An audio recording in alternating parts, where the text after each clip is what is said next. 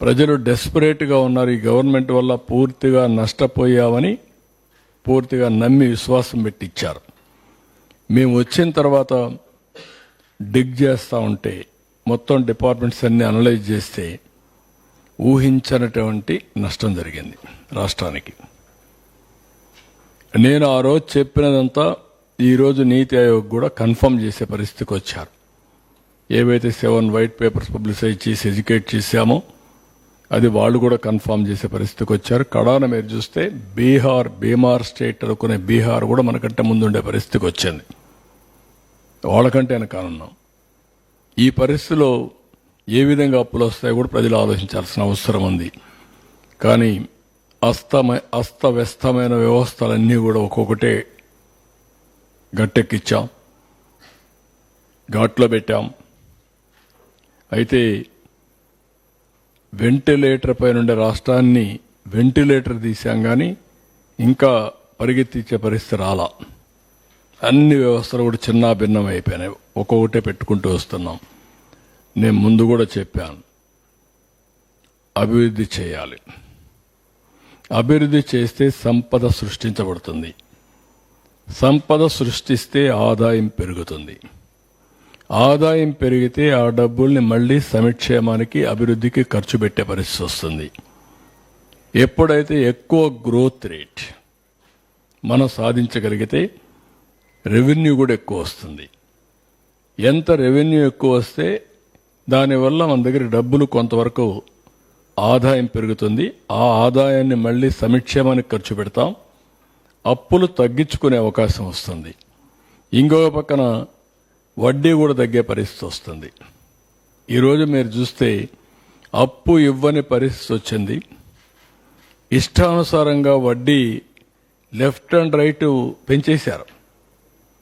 ఎప్పుడు కూడా ఒక వ్యక్తి దివాలా తీస్తున్నాడంటే రిస్క్ ఫ్యాక్టర్ ఉంటుంది. ఆ రిస్క్ ఫ్యాక్టరీతో వడ్డీ కూడా పెంచేస్తారు.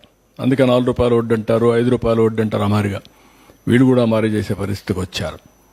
ఇప్పుడంతా కూడా డెట్ రీషెడ్యూలింగ్కి వెళ్తున్నాం. రీషెడ్యూలింగ్ మనం మొత్తం మళ్ళా కట్టేసి రీపే చేసి ఆ ఇంట్రెస్ట్ తగ్గించుకొని మళ్ళా ఏ విధంగా చేయాలనో క్లీనప్ చేయాలనుకుంటున్నాం. మారిటోరియం కూడా అడుగుతున్నాం. డెట్ స్వాపింగ్ అనలేం కానీ రీషెడ్యూలింగ్ అయ్యింది. నీకు స్వాపింగ్ ఎక్కడే సార్ డెట్ వాళ్ళు. కాబట్టి మెథడాలజీ ఏమైనా గవర్నమెంట్ ఆఫ్ ఇండియాతో మాట్లాడి అన్ని బ్యాంక్స్తో మాట్లాడి అవన్నీ చేస్తున్నాం. ఇవన్నీ చేసి దీన్ని రాబోయే రోజుల్లో నేను చెప్పిన ఫిలాసఫీ ప్రకారం మోర్ మనీ ఉంటే మోర్ క్యాపిటల్ ఎక్స్పెండిచర్ పెడతాం, మోర్ గ్రోత్ రేట్ వస్తుంది, మోర్ రెవెన్యూ వస్తుంది, సస్టైనబిలిటీ వస్తుంది.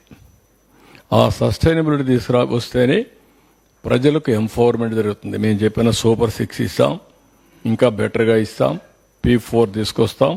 ఇలాంటివన్నీ చేసి మళ్ళీ డెవలప్మెంట్, వెల్ఫేర్ రెండు కూడా బ్యాలెన్స్ చేసుకుంటూ పర్ క్యాపిటల్ ఇన్కమ్ పెంచితే బెటర్ లివింగ్ స్టాండర్డ్స్ వస్తాయి.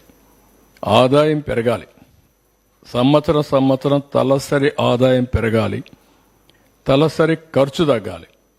మీరు చూస్తే ఇప్పుడు నేను చూపించలేదు కానీ ఒక స్లైడ్లో తలసరి ఆదాయం తగ్గింది, తలసరి అప్పు పెరిగింది.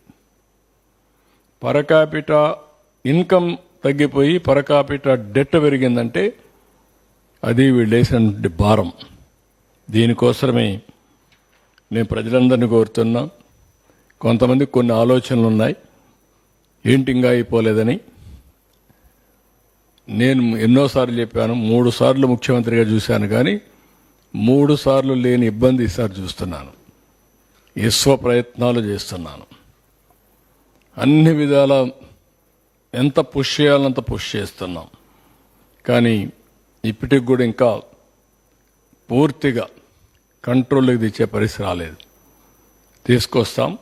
తీసుకొచ్చి దీన్ని మళ్ళీ ఘాట్లో పెట్టి ఏదైతే ప్రజలందరికీ ఒకటే కొంచెం లేట్ అవుతుంది. ఎందుకంటే మనకు ఆ ఫ్లెక్సిబిలిటీ లేదు.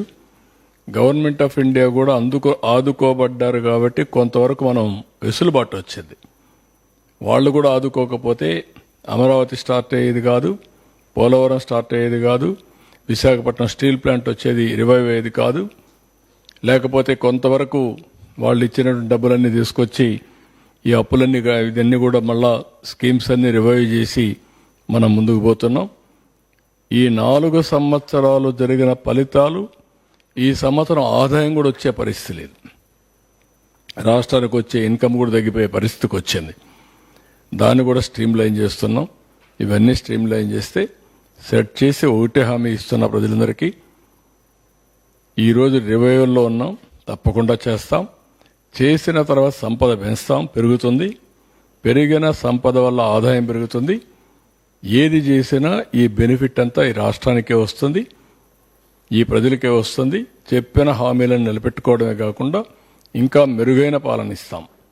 అందుకే నేను పదే చెప్పాను, ఒక సుస్థిరమైన పాలన ఉండాలి, ఒక సమర్థవంతమైన పాలన ఉండాలి.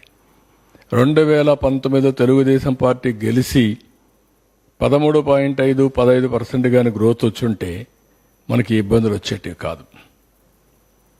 ఆ రోజు నిర్ణయం రాష్ట్రానికి ఇబ్బంది కలిగించే పరిస్థితి వచ్చేది. ఏది ఏమైనా నేను ఇవన్నీ పదే ఎందుకు చెప్తున్నానంటే, రోజుకి నేను ఏదైతే ఆ రోజు చెప్పానో అవన్నీ అందరూ కన్ఫర్మ్ చేసే పరిస్థితికి వచ్చారు.